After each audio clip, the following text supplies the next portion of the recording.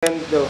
Ako nga po pala si Rock 6 ng Titik Poetry at isa po akong PWD pero hindi person with disability, kundi poet with different intervention.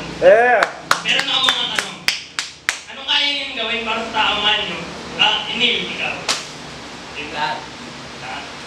Boss B, o generic yung sagot mo ha? Ano? Hindi ko alam. Hindi mo alam. Samantalang ako, ang sagot ko, ito.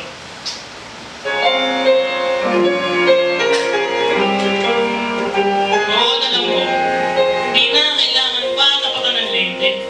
Malinaw, parang matang may gradong 20-20. Sa kang maitim na babae, sa madilim, magulo, madugong mundo lumaki. Pero sa kabila ng lahat ng yun, ay wala akong pake, simula nung ako'y insing. Seryoso na akong pumilarisay. Makalakunan ba na ako na mo? Na mula Paranaque, Pasay, Quezon at Bulacan. Nagsisiksikan ko sarili ko. Nagtutulak-tulakan kung nang malamang na handa. Nakipaglaro. Sa nangigigit na inis, sa kasal, sa kanang ulan. Pakainig yung naluwag mo sa unawanin. Nakasurbay-bay lang sa'yo pang habang buhay.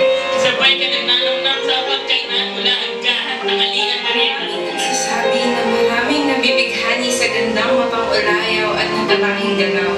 Ang gabi raw ay nakakaakit, lalo na ang kirot na hatid ng dilim.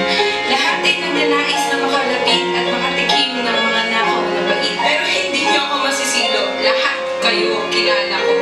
Alam ko na ang takbo ng mga utak ninyo. Hindi ninyo ako kayang maloko. Para kayong mga barahan na ginagamit sa sugal.